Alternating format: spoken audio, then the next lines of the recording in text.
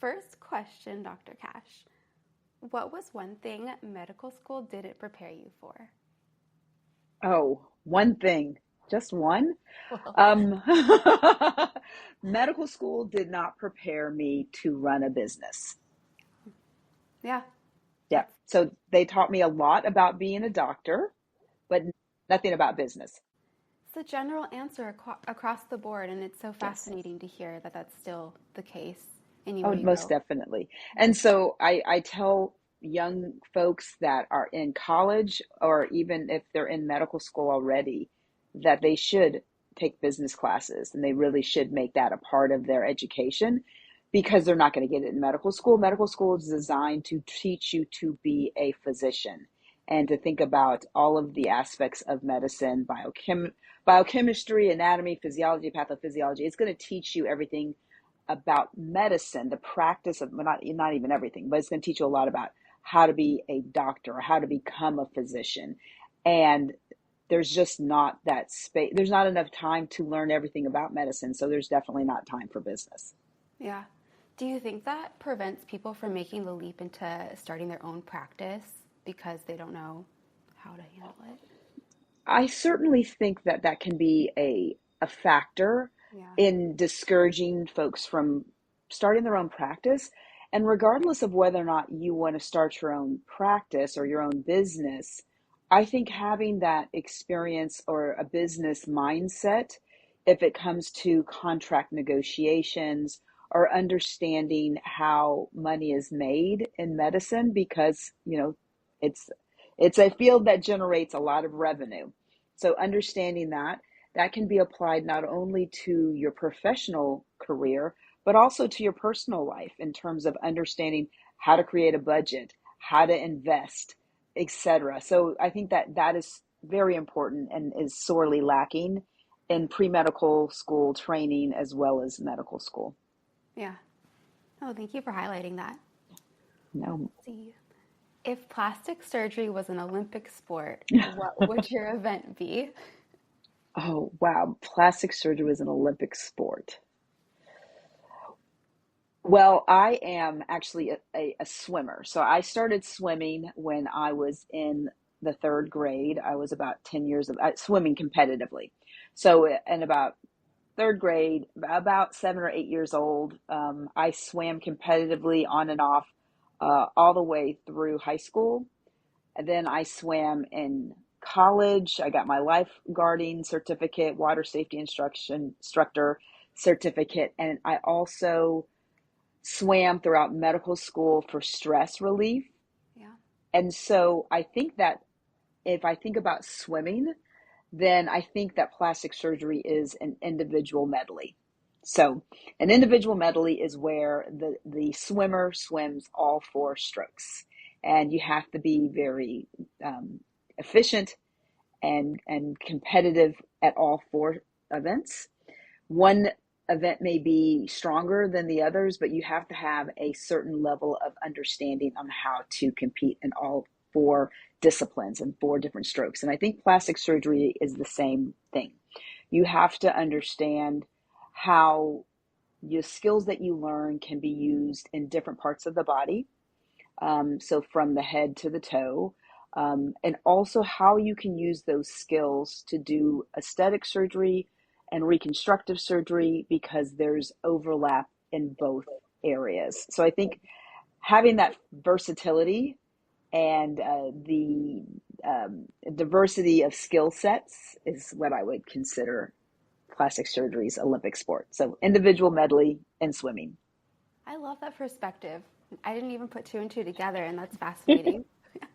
Yes, I love the Olympics too. I'm Summer Olympics. I watch everything because I love everything. So you will find me for those 2 weeks every 4 years during the summer glued to the television. Does that mean you're going to come to LA? Yes, I'm coming to LA. Yes, 100%. That is on bucket list is to go to a Summer Olympics because I've been watching them my entire life. And so that's a really big deal. Even in the family, we watch all of the events. So it's a I lot of love fun. that. What's the most unexpected request you've ever received from a patient? Oh gosh, unexpected request.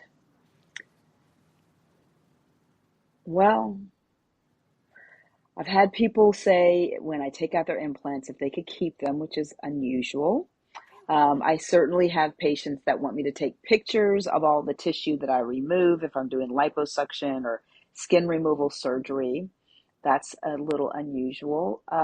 Trying to think of what's very weird or strange or unusual. Gosh, I wish I had something that just popped off the top of my head, but mm, For the ones that nope. want pictures, is it just they're curious to see like what it looks like, or they want to like keep it? They want pictures because they want to know how much tissue was removed Yeah. or what I saw or what what I did, and there's a lot of fascination. And so of course with social media and reality TV, people are more comfortable. Yeah.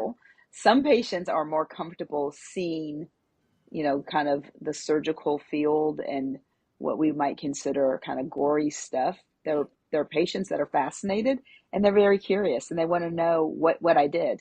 So Yeah. that's kind of cool because I always find it very exciting. And as plastic surgeons, we're trained to take pictures in surgery. We've been doing that before reality TV and social media and websites. We That's part of plastic surgery, has always been to document what we do through photographs.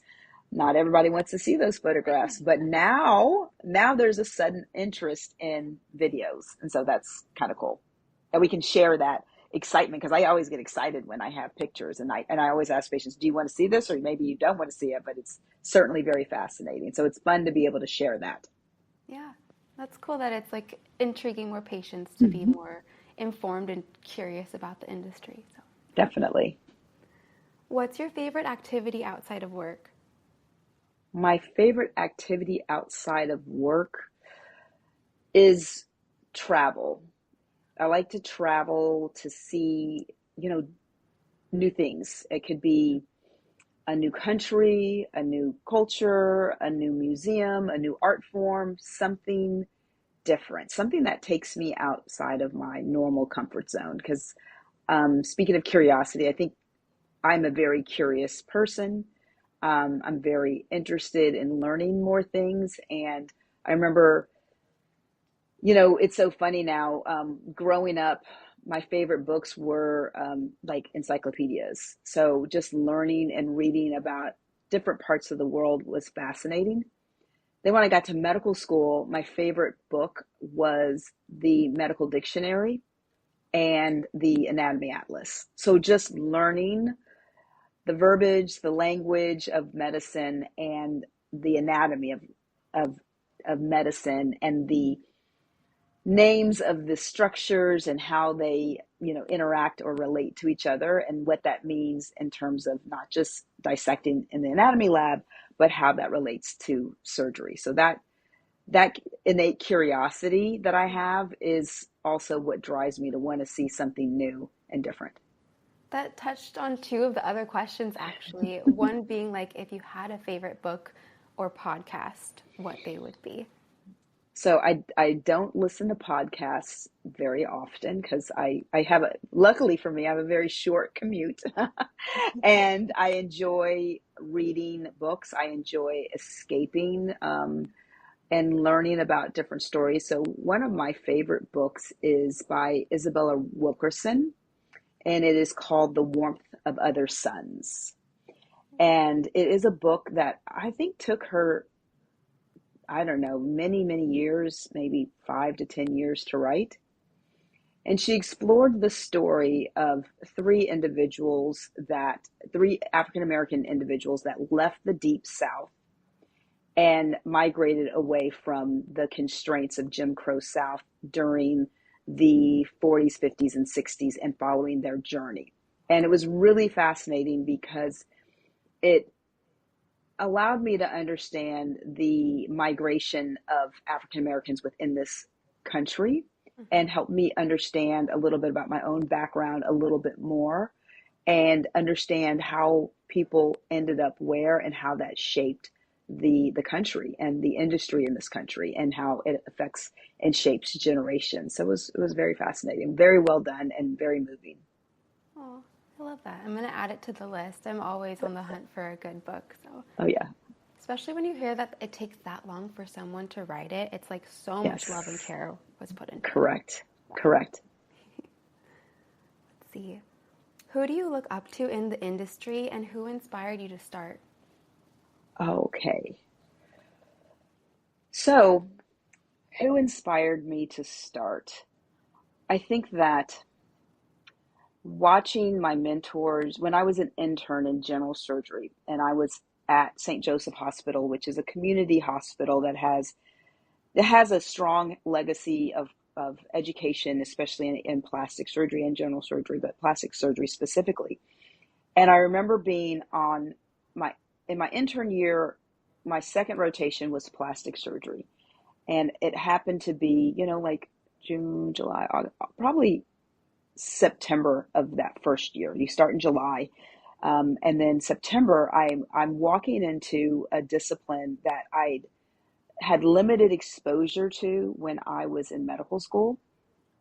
And I walked into the operating room with Dr. Tom Biggs and Ernest Cronin and Ben Cohen. Those were three, Raymond Brower, and they were amazing surgeons. They were very intelligent. They were very hardworking. They were very passionate about what they were doing. And they were doing everything from head and neck reconstruction, hand surgery, breast reconstruction, to aesthetic surgery, facelifts, rhinoplasties, etc.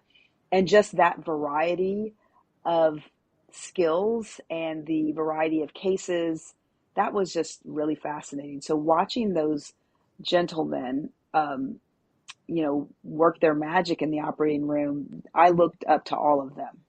And they were the inspiration for me to not only want to do plastic surgery, but 100% I wanted to do plastic surgery at St. Joseph's. Yeah. I had left an academic medical school, and the competitiveness and the political climate of academics did not appeal to me. And so I really found a home in this community hospital that had a very strong residency program, but was outside of the typical academic programs. And so that really captured my heart, and that was my goal. I spent the next basically 5 years working hard in general surgery so that I could apply for a spot in plastic surgery at St. Joseph's. Wow. So those guys were I call them, those were the guys those are my Mount Rushmore folks. Mm-hmm. Those are the guys that I looked up to. Now, I came out of training in 2002, so this is well before social media, well before even websites. Mm-hmm. But there were local magazines that had advertisements in them for plastic surgeons. And most of them were pretty pictures of models or patients or whatever, advertising a plastic surgeon's practice. But there was one ad, and it was a female plastic surgeon, and her name was Pamela Roper. She had actually trained at St. Joseph's, my program. She was the first female. I was the second. And I remember there was a ad in the magazine, and it was a picture of her. It was like back in the day when we had these things called glam shots, and you would literally go to the mall and you would get a glamour shot. I don't know if that's where she went, but it just reminded me, because that was before we really did a lot of photography. But she had this glam shot. She was gorgeous, beautiful. And then in the same ad, there was a picture of her in the operating room with her loops on doing surgery. And I was like, that image was just so powerful and inspiring. She's beautiful, she's smart, and she's technically savvy, and she's like the best of both worlds. And it was one of the few advertisements that I saw at the time that was the picture of the surgeon at work Mm. instead of a model. And I was like, she's a badass, and I want to be like her. I love that. That's so fascinating. Like, Yep. yeah, when you see someone else representing, and you're just like, okay, that's the image that I want. That's the image. And unfortunately, I saw her in person one time. Yeah. She came to St. Joseph's, and I saw her at the front desk of the OR. This must have been, oh gosh, I must have been early in my general surgery training. And she was as beautiful as in real life as she was in the magazine. And I was like, so fangirl. I didn't know what to say. And I was also in general surgery, so I didn't want to make it obvious because that was a different time. I didn't want to make it obvious that I was, really drooling over this plastic surgeon because I'm supposed to be focused on general surgery. But I saw her talking to Dr. Cronin, and they had a very warm relationship. And I was like, oh my God, that's Dr. Roper. And that's what I want to do. And by the time I finished training, I think she was working out of the country, and then eventually, unfortunately, passed away before I got a chance to meet her. I'm so sorry. Yeah. Yeah. But she's an impact, and she doesn't even realize it. Yeah, it's true. See. How early do you set your alarm for in the morning? Yeah, it depends on the day. But today I set it for 4:30 because I went to the gym at 5. I met my trainer at 5 a.m. And yeah, so I don't, throughout residency, I used to wake up early, something like that, 4 o'clock, sometimes 3 o'clock to go work out before I had to be at the hospital or take call. It was just easier to go in the morning because after work, you were too tired to go. So when I finished training, and I said, I really don't ever want to wake up before 5 if I don't have to, unless I'm catching a plane. But now I realize that I need to really dedicate time to organized and constructive exercise. So I will wake up at 4:30. Most average days, it's like 5:36, and that's early enough. But yeah, today was 4:30. Today was a 4:30 day. Have you ever slept through an alarm? Oh yes, I am quite sure. It doesn't happen frequently, but I'm quite sure I've slept through an alarm. Yeah. I always get nervous with the meet because I'll have like 3 alarms set. It's not that we have to wake up that early, but still, it's such an important day. Every single day, you're like, oh, I can't sleep through these. And it's important, and it's long. Those days are long, so you're exhausted. So I don't know. It's been a while since I've slept through an important alarm, and I think that's probably from many years of training. As a resident, you would get up at your alarm goes off, and then there's something happening, and you got to go. Yeah. Favorite restaurant near your practice? Oh, favorite restaurant near my practice. Okay, that changes from day to day. I'm really currently stuck on Thai food. So I've been eating, I got a spot down the street called Thai Bistro, and I like their drunken noodles, and I will change up sometimes and get green curry. But yeah, I'm kind of on this Thai food kick right now. Yes. Pretty much any Asian food. I can eat Asian food pretty much every day of the week. Spice level? So not super crazy Thai spicy hot where, you're burning your esophagus, but I'm from Texas, so I do like a little bit of a kick. Yeah. If it's too bland, it's actually, I can't, I need a little spice. Yeah, same. What's the best piece of advice you've ever received? Oh, wow. The best piece of advice. I am trying to think of the best piece. I've been kind of playing the role of mentor and trying to give people advice myself. So what did somebody give me? Wow.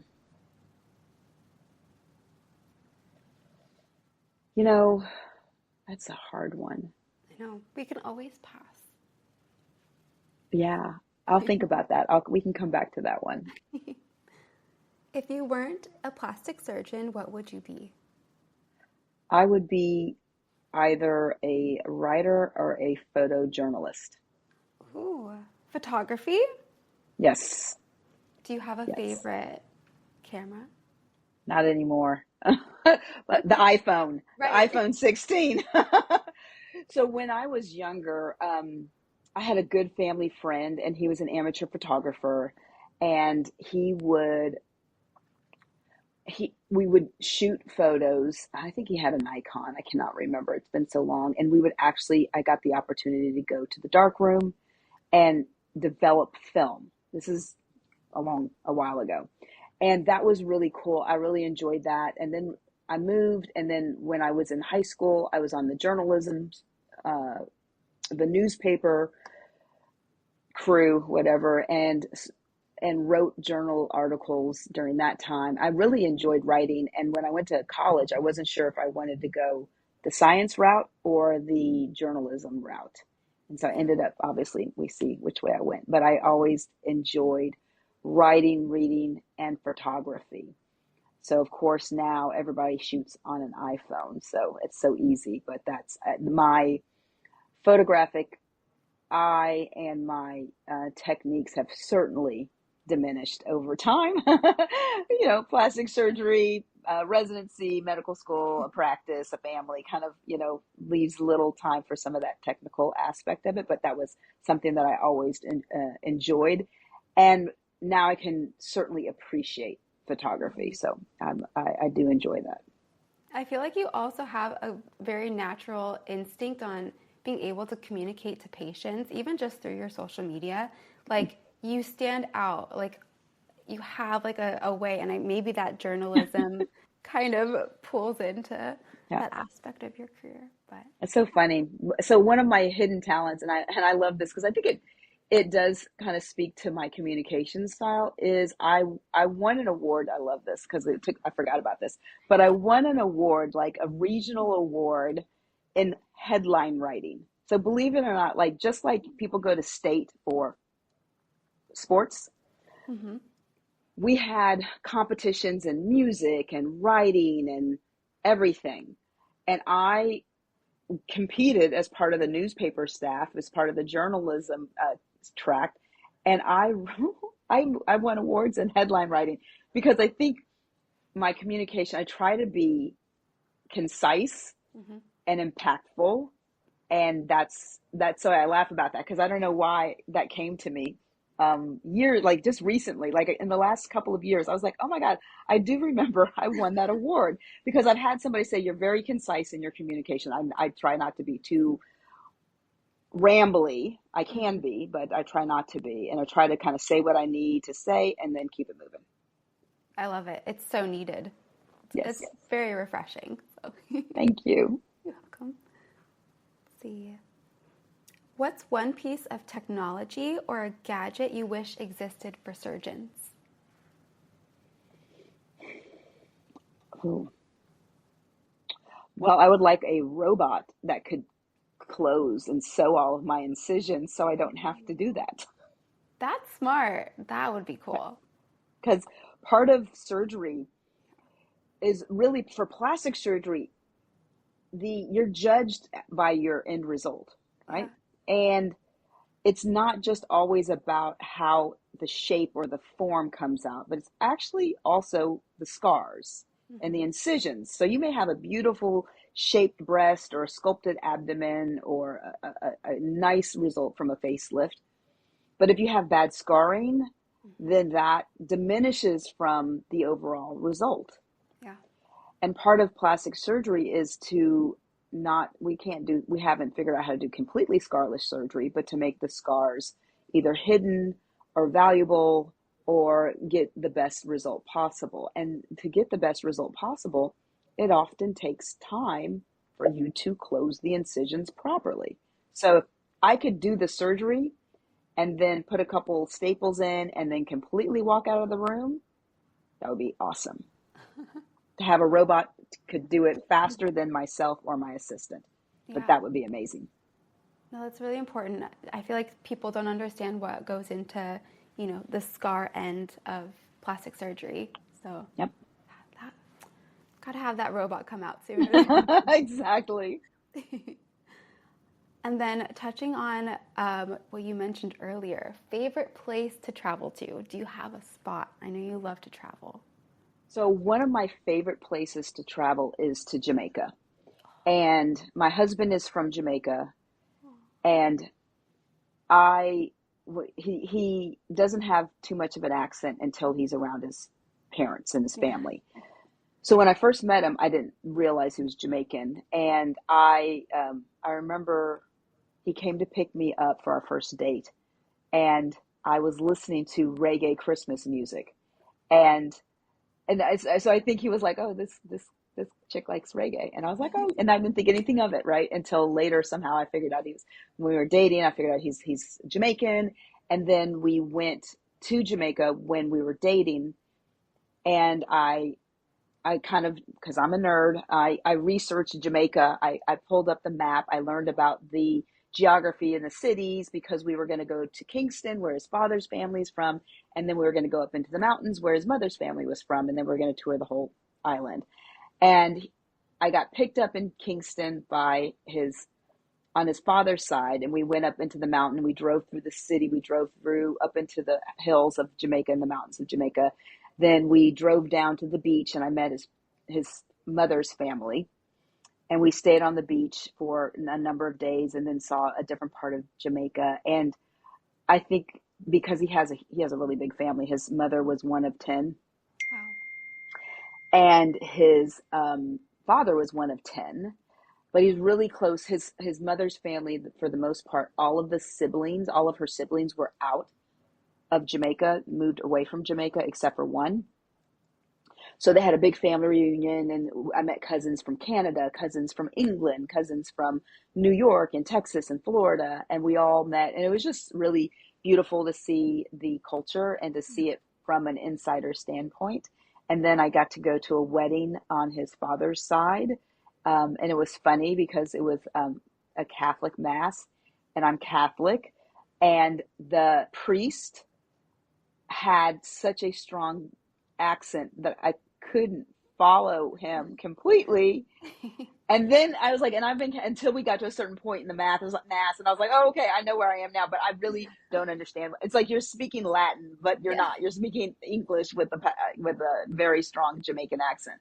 But I love Jamaica. I love the water. I love the food. I love the music. I love the people. I love the energy. And so that is some place that I can visit many times. It's just a really um, tranquil. When we go, it's very tranquil, it's very beautiful, it's usually family oriented, and so that's one of my favorite places. I love that. I need to add it to my list. I've been That, wanting to go, so just gotta bump it yeah, up. yep, that is great. And then two more questions. Okay. If you could have a conversation with your past self when you were a resident, what would you say? Oh gosh, I would tell myself that it's going to be worth it in the end, and to just hang in there. Yeah. um, and I think you asked me earlier about the best advice that I got, and I remember being 2.5 years into a 5-year general surgery residency. And this was before we had 8-hour work weeks. This is when I worked 36-hour shifts at least 2 to 3 times a week. Got one day off a month, and it was really intense training.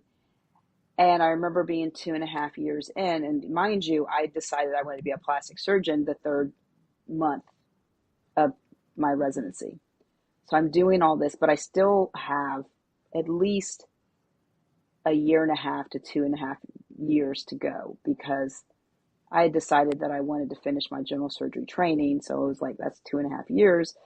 If I dropped out and I did 4 years of general surgery, then I'm not board certified. So I was a mess, and I was really exhausted and tired and frustrated. And I talked to one of my attendings who was a general surgeon. She was a woman and general surgeon, and she just said, you know, I know you're at the bottom, like you're in the worst part of this residency, and you could come out certainly and be a general surgeon and just kind of quit. Um, but if you can imagine just sticking it out for another 2 years after that, Okay. it'll be worth it. Yeah. And I think that helped give me kind of the energy to suck it up and keep on pushing. Yeah. It's so hard to see it when you're in it, to see Yeah, it on the outside when you're out. But correct. yeah, so happy that you did, because you've made such a difference in the industry. Like, I don't even think you understand like the impact that I get to hear on my end. And so just to hear that, you've gone through hard times as well, and just push through. It's worth it. Definitely. Definitely. And then final question, how can our listeners find you? Oh, you can find me on Instagram at The Real Dr. Cash.